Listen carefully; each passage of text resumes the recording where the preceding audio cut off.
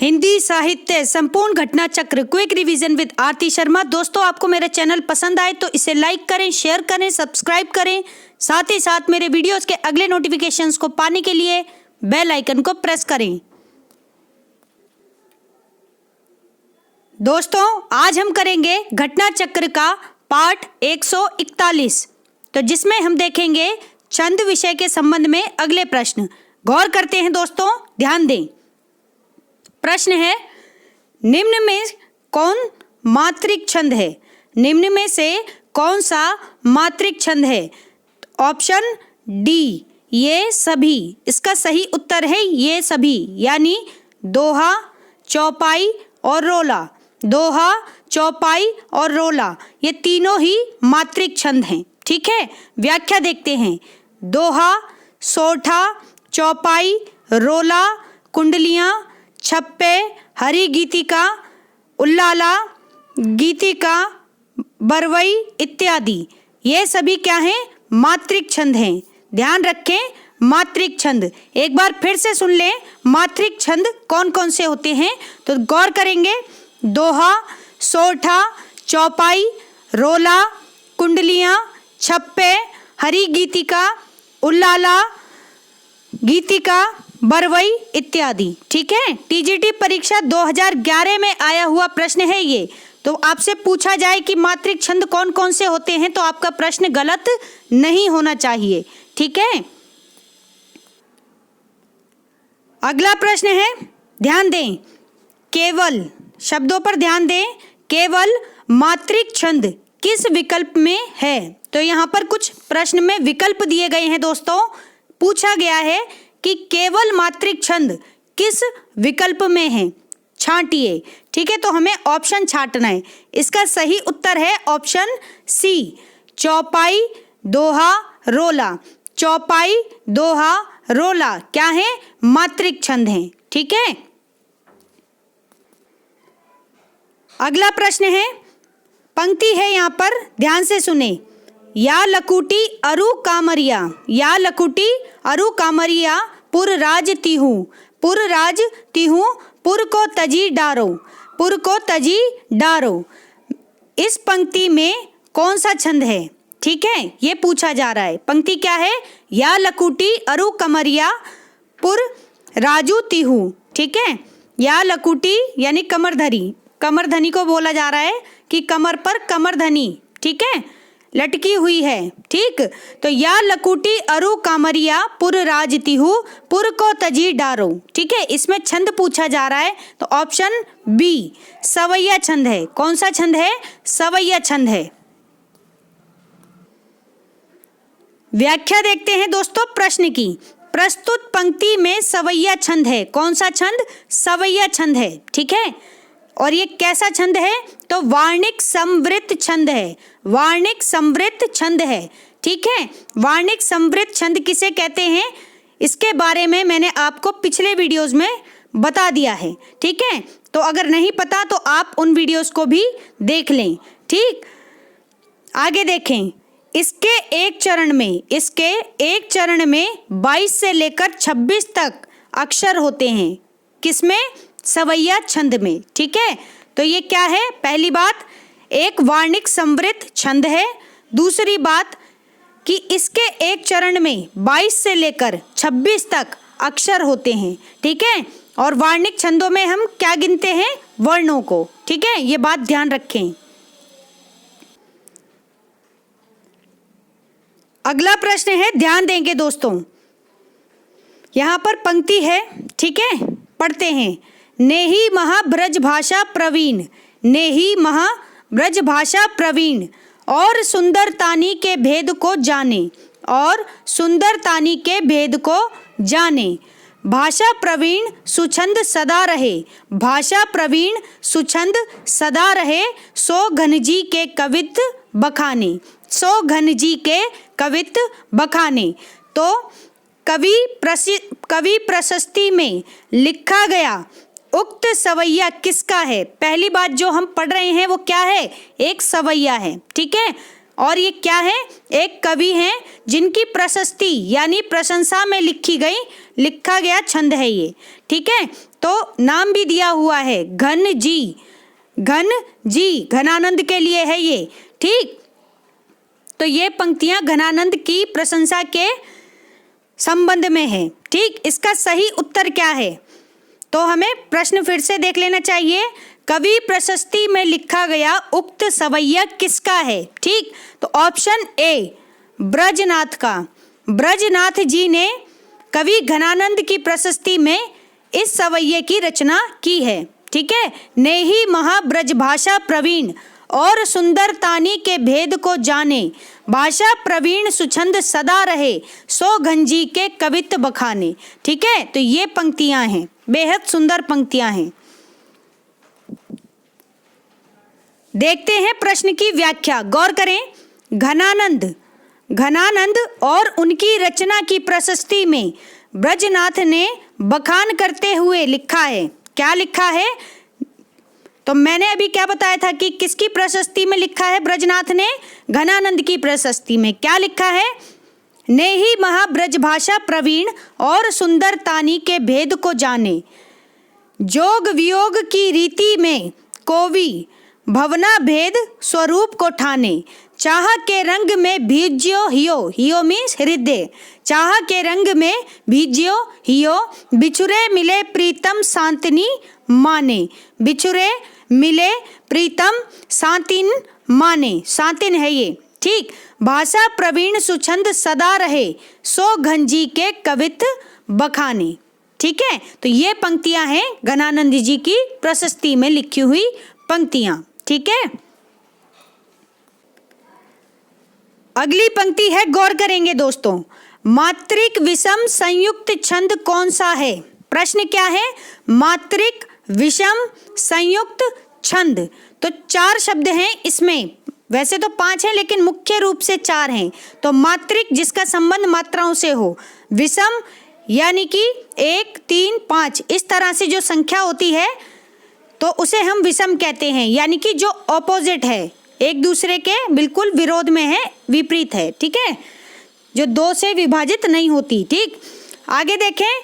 संयुक्त मीन्स मिलाकर किसी चीज को पूरा करना। संयुक्त जैसे स्वर भी होते हैं, 2 अलग अलग वर्णों को उठा करके एक संयुक्त व्यंजन बनता है। ठीक है ना, तो इसी तरह से फिर है छंद। ठीक, तो एक छंद जो बनता है, तो यहाँ पर पूछा गया है कि मात्रिक विषम संयुक्त छंद। देखो प्रश्न कितना अच्छा है, कौन सा है? तो ऑप्शन बी कुंडलियां आपसे पूछा जाएगा। बहुत ही इंपॉर्टेंट क्वेश्चन है दोस्तों, ध्यान से समझेंगे इसे। क्या है? मात्रिक विषम संयुक्त छंद। अभी तक हम जो पढ़ रहे थे वो कौन से छंद आ रहे थे? सम छंद आ रहे थे, लेकिन अभी हमें कुछ नया मिला है प्रश्न में। क्या मिला है?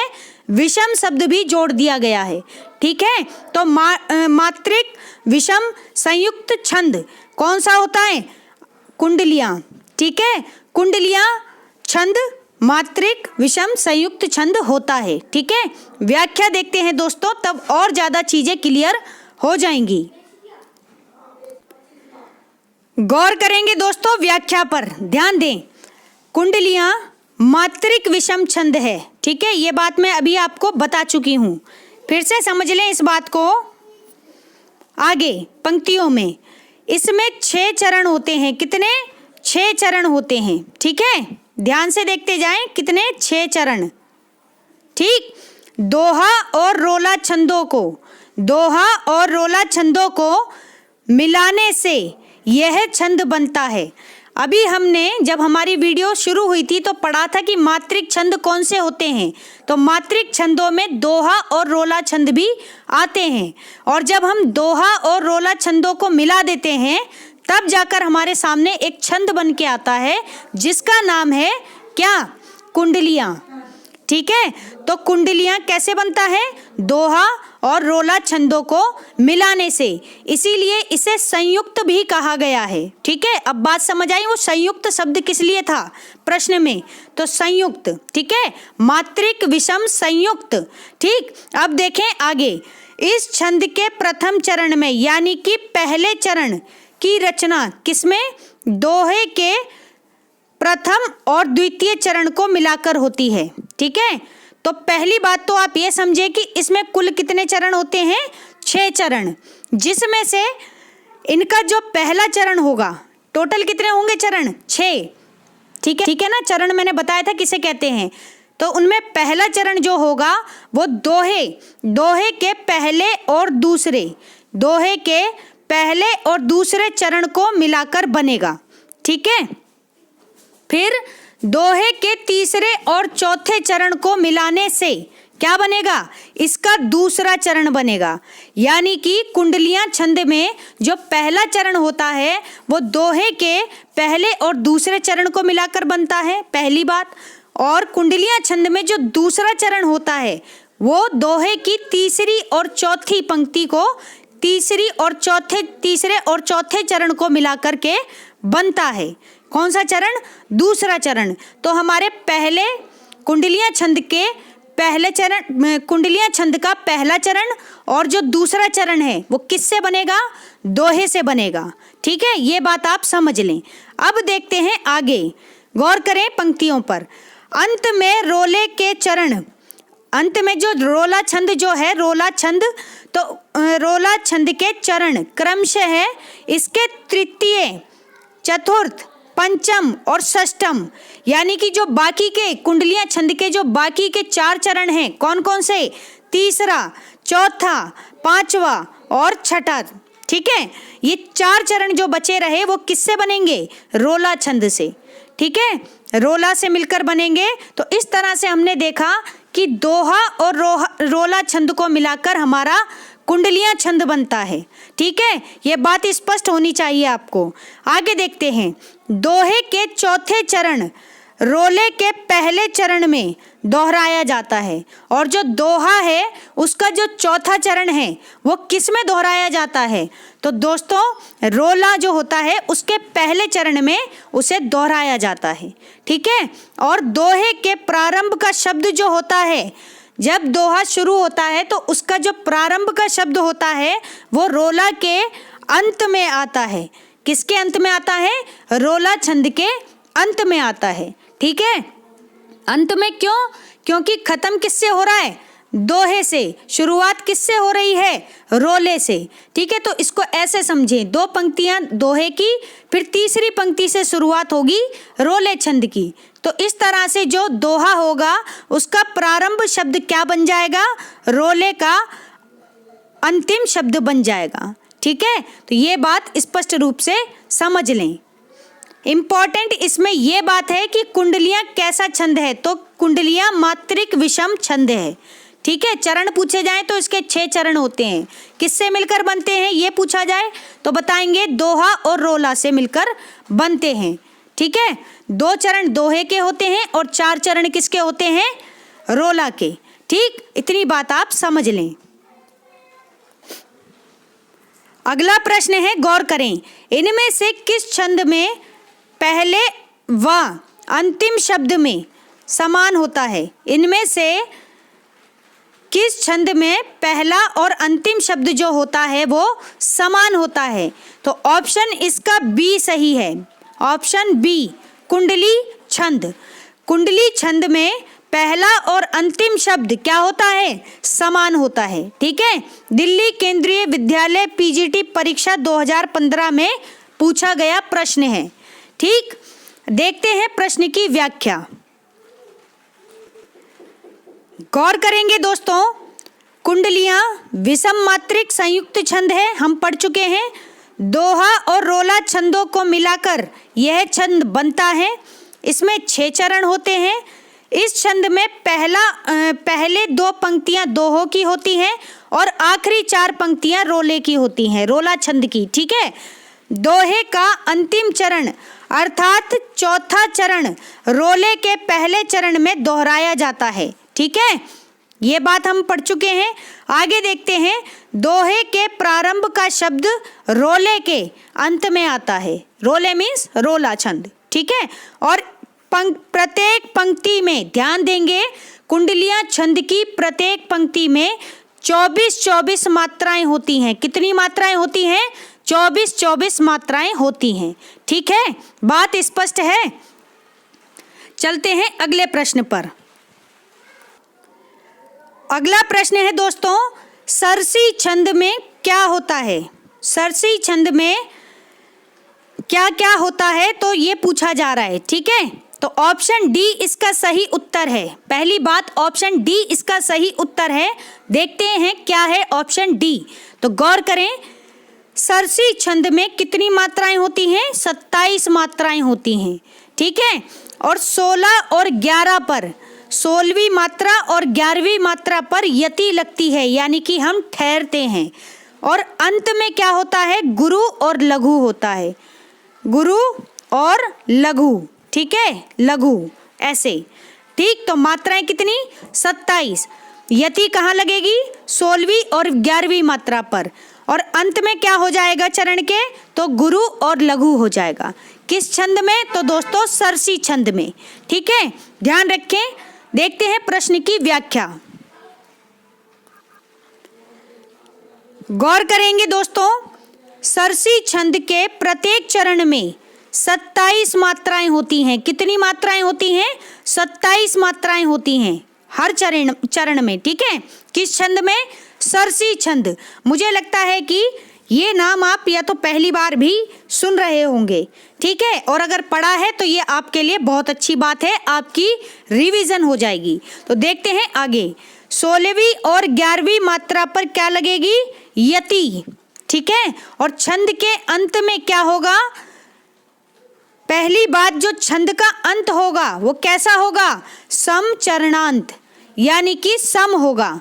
समचरण होगा छंद का अंतिम चरण। ठीक है, मतलब छंद के चरण के अंत में सम होगा। ठीक है, सम होंगे, ये बात ध्यान रखें। और गुरु और लघु, गुरु और लघु क्या होंगी? मात्राएं होंगी। ठीक है, पहली 16 मात्राओं की लय। अब देखो बात किसकी हो रही है? लय की। ठीक है, तो गौर करें, 16वीं मात्राओं की लय, जो पहली 16 मात्राएं होंगी उनकी लय चौपाई की तरह होगी। और जो बची हुई 11 मात्राएं होंगी, ठीक है, उनकी लय कैसी होगी? दोहे के दूसरे चरण की तरह होगी। किसकी तरह? दोहे के दूसरे चरण की तरह होगी। ठीक है, अगर आप ध्यान दें कि 16-11 से क्या अभिप्राय है, तो 16 और 11 को आप जोड़ करके देखें, क्या उत्तर आएगा? 6 और 1 7, 1 1 2, तो कुल मिलाकर कितनी मात्राएं हो गई सरसी छंद में? तो 27 मात्राएं हो गई। ठीक है, अगला प्रश्न है दोस्तों, अनुष्टुप क्या है? अनुष्टुप क्या है? ठीक है, तो ऑप्शन ए एक प्रकार का छंद है। क्या है अनुष्टुप? एक छंद है। ठीक है, अच्छा प्रश्न है, नए नए प्रश्न आ रहे हैं सामने। तो टीजीटी परीक्षा 2009 में पूछा गया है कि अनुष्टुप क्या है, तो यह एक छंद है। व्याख्या देखते हैं प्रश्न की, गौर करेंगे। पढ़ते हैं दोस्तों, ध्यान दें। अनुष्टुप एक छंद है। क्या है? छंद है। ध्यान रखें, जिस छंद में पंचम अक्षर क्या होता है पता है ना? पंचम अक्षर जैसे क, ख, ग, घ और अण। ठीक है, ये खाली होता है ना, जो इसको बोलते हैं, इस पंक्ति के जो अक्षर आएंगे 4 के बाद जो ये अक्षर होते हैं, इनको हम पंचम अक्षर कहते हैं। क्या कहते हैं? पंचम अक्षर कहते हैं। तो ये बात आपको पता होनी चाहिए। ठीक है, और ये कहाँ लगता है? जैसे कि हम बोलते हैं गंगा, गंगा। ठीक है, तो इसमें हमारे किसका प्रयोग हो रहा है? पंचम अक्षर का। ठीक है, जैसे हम बोलते हैं वांग में, वांग में भी, वांग में शब्द में किसका प्रयोग हो रहा है? तो प्रयोग हो रहा है किसका? पंचम अक्षर का। ठीक, तो मुझे लगता है समझ आ गया होगा। पढ़ते हैं आगे पंक्ति, गौर करेंगे दोस्तों। जिस छंद में पंचम अक्षर प्रत्येक चरण में लघु हो, यानी हर चरण में पंचम अक्षर अगर छोटा हो, लघु हो, ठीक है, लेकिन 7वां अक्षर, सप्तम अक्षर केवल दूसरे और चौथे चरण में लघु हो। ठीक है, तो पंचम, जिस छंद में 5वां अक्षर कैसा हो, पांचवा अक्षर लघु हो, ठीक, यानी कि छोटा हो, ठीक, और सातवां अक्षर लेकिन सप्तम अक्षर यानी सातवां अक्षर केवल दूसरे और चौथे चरण में लघु हो, ठीक है। दूसरे और चौथे चरण में अगर सातवां जो अक्षर पड़ रहा है छंद में, दोस्तों यहाँ पर मैंने अभी बताया कि पंचम अक्षर ये होता है, यह है व्याकरण की दृष्टि से सही है, ठीक, ये बात। लेकिन अभी यहाँ पर व्याख्या में क्या कह रहे हैं, व्याख्या में जो पंचम और सप्तम शब्द की जो बात हो रही है उसका अर्थ है कि जो छंद का जो पूरा चरण होता है तो उसमें जो शब्द होते हैं, अक्षर होते हैं, उसमें जो पांचवा होता है और जो सातवां होता है, ठीक है, पांचवा और सातवां शब्द जो होता है उसकी बात हो रही है। तो पंचम अक्षर प्रत्येक चरण में कैसा होगा, लघु होगा, ठीक है। लेकिन जो सप्तम अक्षर होगा वो किसमें, केवल दूसरे और चौथे चरण में, किसमें, दूसरे और चौथे चरण में कैसा होगा, लघु होगा, ठीक है। ये खड़ी पाई से अभिप्राय लघु है, ठीक। और षष्ठम अक्षर और जो इसका छठा जो अक्षर होगा, ठीक है, छठा अक्षर जो होगा पंक्ति में यानी चरण में, वो कैसा होगा, गुरु होगा, ठीक है, कैसा होगा, गुरु होगा। उसे पद्य कहते हैं, किसे कहते हैं, पद्य, उसे पद्य कहते हैं, ठीक है। तो ध्यान रखें, पांचवा अक्षर कैसा होगा चरण में, लघु, और छठा कैसा होगा, गुरु, और सातवां जो अक्षर है दूसरे और चौथे चरण में ये कैसा होगा, लघु, ठीक है। आगे देखें, पद्य को ही श्लोक, अब गौर से सुनेंगे, पद्य को ही श्लोक या अनुष्टुप कहते हैं। क्या कहते हैं, तो अभी तक आपने सुना होगा श्लोक शब्द, ठीक है। तो अब ध्यान में रखें कि श्लोक को हम अनुष्टुप के नाम से भी जाने जाते हैं, ये नई बात है, ठीक है, और ध्यान रखने वाली बात है, बहुत ही इंपॉर्टेंट बात है। तो ध्यान रखें, गद्य और पद्य में से पद्य की बात हो रही है दोस्तों, ठीक है। जो अभी हमने सारी चर्चा की वो पद्य के संबंध में थी, और पद्य को ही क्या कहेंगे बाद में, जब ये पूरा ये व्याख्या जब अप्लाई हो जाएगी पूरी उस पद्य पर, तो उसे हम श्लोक या अनुष्टुप कहेंगे। और अनुष्टुप क्या है, एक छंद है, ये बात आप समझ लें, ठीक है। तो दोस्तों हमारा आज का ये वीडियो यहीं समाप्त होता है। Thanks for watching. अगर आपको मेरे वीडियोस पसंद आ रहे हैं तो इन्हें लाइक करें, अपने दोस्तों के साथ ज़्यादा से ज़्यादा शेयर करें, साथ ही साथ मेरे चैनल को सब्सक्राइब करें। धन्यवाद दोस्तों।